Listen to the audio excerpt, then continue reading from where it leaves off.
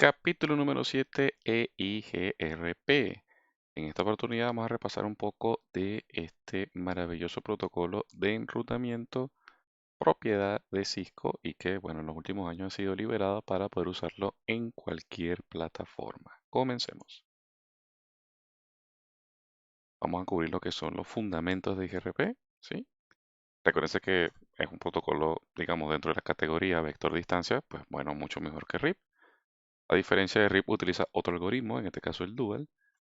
Y bueno, añade, digamos, más riqueza en la posibilidad de escoger caminos que, como lo hace RIP, que solamente está basado en los saltos, aquí podemos incluir otros factores como el ancho de banda y el retraso. Aquí tenemos un pequeño diagrama, ¿sí? Donde pudiéramos implementar perfectamente IGRP.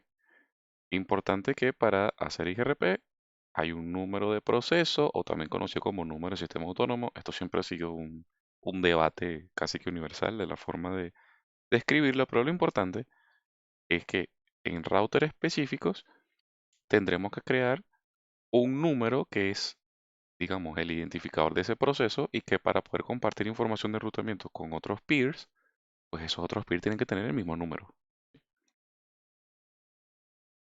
Un concepto bien interesante en el mundo de IGRP es el mundo de lo que es, o, bueno, los términos, que en este caso es cómo se alcanza una ruta, a través de qué equipos, y que vamos a seleccionar una ruta principal a la cual llamaremos ruta sucesora y generalmente tenemos una ruta alternativa que se llama sucesor factible. En inglés es feasible successor para la ruta factible y simplemente sucesor o successor para la ruta principal. Cabe destacar que para que esto se cumpla hay una serie de condiciones, ¿sí? Y que estos cálculos se hacen en función de cómo esos routers que están más cerca de la red de destino me están informando cuán lejos está esa red, basado en el ancho de banda y el retraso, ¿sí? Entonces aquí, por ejemplo, un router como R1, según el ejemplo, ha escogido el camino R1, R3, R4 como su ruta sucesora. Y se ha escogido como camino alternativo el camino R1, R2. Parece simpático, es precisamente una de las cosas que nos cambia de la perspectiva con respecto de RIP. Porque ¿qué pasa? En RIP el camino R1, R4 hubiese sido definitivamente el camino escogido. ¿Por qué? Porque es la menor cantidad de saltos hasta la red de destino. Pero bueno, en IGRP se toman en cuenta otros factores. Aquí estamos suponiendo que estos valores que están acá son, digamos, las métricas que están reportando cada uno de los dispositivos. Y en función de eso, pues ha sido seleccionada la ruta de abajo. Pareciera que tiene un mejor camino. Bueno, lo pueden ver, la suma de estos dos valores y este es mucho menor que si sumamos esta y esta, ¿sí? Y por supuesto, muchísimo mejor si sumamos o que sumar esta y esta, ¿sí? Por eso es que ni siquiera la ruta por R2 ha sido considerada. Muy bien, entonces la información que nos van diciendo nuestros vecinos generalmente se le dice distancia reportada y la distancia que sumamos nosotros entre el vecino y la que me informó el vecino se conoce como distancia factible o la distancia total hacia ese destino. Para escoger un sucesor factible se basa en esta famosa condición de factibilidad, ¿sí? Y bueno, esa condición de factibilidad es la que determina si efectivamente puede haber un camino alternativo. Aunque bueno, aquí siempre caemos en este famoso cliché de que más allá que existe esta condición de factibilidad, si por alguna razón definitivamente no existiese otra forma mejor de llegar a la red de destino que por ese camino, aunque no cumpla con la condición de factibilidad, pues de todas maneras se va a escoger eso en la tabla de enrutamiento. Digamos, esto de tener un camino alternativo es como para hacer una conmutación casi que instantánea en caso que el camino principal deje de funcionar. Y cuando estamos hablando de instantáneo, en el mundo de IGRP es realmente instantáneo.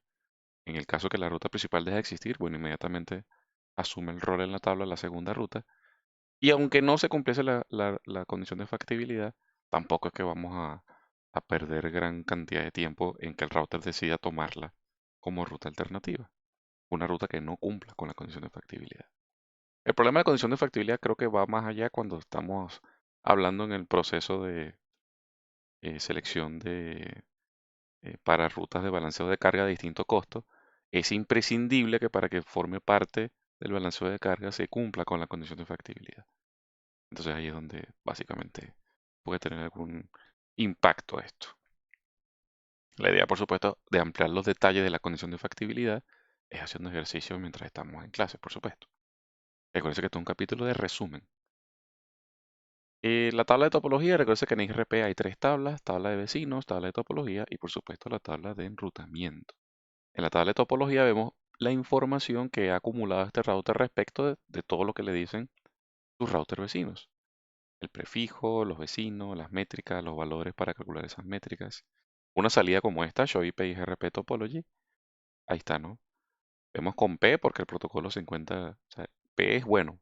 Passive significa que ya el protocolo hizo su trabajo y calculó estos caminos hacia esas redes de destino.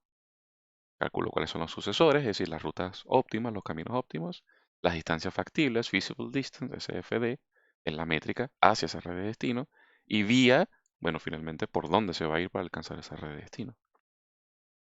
Solo por si acaso, en esta tabla, pues las redes de destino, estas son las redes de destino. Esta es una red de destino, red de destino. Los vecinos, para alcanzarlos, generalmente intercambiamos hello y además una serie de otros mensajes como los requests, los updates, los query y los reply. Recuerden que XRP es un protocolo de transmisión confiable. Para todos sus mensajes, excepto el hello, hay un acuse de recibo. ¿Y cómo se calcula la ruta en XRP? Bueno, se hace basado en una importante fórmula muy parecida a esta. Que para los efectos del examen usted no tiene que ser tan consciente de cómo es esa fórmula. Es decir, no le van a pedir que la aplique en ningún caso. Pero digamos que es útil cuando uno de repente quiere hacer trabajos de IRP un poco más profundos, como saber previamente cómo va a resultar una métrica hacia un destino, pues se pasa el ejercicio del cálculo. Aquí lo importante es que se toman 5 variables, pero de que de esas 5 variables las que finalmente impactan en el cálculo de la métrica es solamente el ancho de banda y el retraso. Cada tipo de esos valores se llama valores K: ancho de banda, retraso, delay, MTU, confiabilidad, etcétera. Cuando quitamos los que no se encuentran, los que no forman parte del cálculo, pues obviamente la fórmula queda mucho más reducida. ¿Qué más tenemos en IGRP? Bueno, más o menos cuáles serían los retrasos, una tabla aquí de la relación de retrasos dependiendo del tipo de interfaz que tengamos y cuál sería la métrica resultante de ese interfaz. Obviamente vean que las métricas van descendiendo a la medida que mi interfaz tiene más ancho de banda. Ahí está. Bueno, obviamente el router va a preferir las rutas con menores métricas. Es sencillo. Aquí nos dan algunos ejemplos de cómo se calcula. Insisto, en el examen no va a haber algo parecido a esto. Pero bueno, es parte de la teoría. Balanceo de carga. Recuerde que en IGRP, perdón, tenemos balanceo de carga de mismo costo y de diferente costo. Cuando es de diferente costo se tiene que cumplir la condición de factibilidad. Ahí está y tenemos el resultado. Ya habíamos visto un ejemplo parecido en el capítulo anterior. Los timers, bueno, hay unos timers por defecto para obviamente hacer que la red converja. Y bueno, la idea es que tenemos que respetar esos timers, que bien los podemos cambiar para reducir su tiempo de convergencia de la red en total, ¿sí? Pero siempre hay que mantener una relación, digamos, equitativa si queremos cambiar esto. Otras cosas que podemos hacer son la sumarización de rutas, que son generalmente sumarizaciones manuales. El protocolo sumariza de forma automática, pero también podemos hacer sumarizaciones manuales. ¿Qué necesitamos saber entonces de IRP en este capítulo número 7? Bueno, la terminología en general, cómo se ve la tabla de topología, cuáles son los tipos de paquetes, cómo son los timers, cuál es esa famosa condición de factibilidad, ¿sí? Con algunos de los términos que usted debería estar revisando en este capítulo.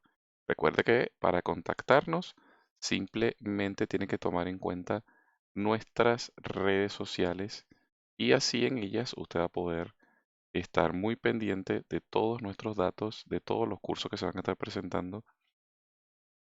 Y si usted ya es miembro de la comunidad, pues bueno, muchísimas gracias, síganos y en la medida que vayamos creciendo como canal, como comunidad, le estaremos ofreciendo muchísimos más beneficios.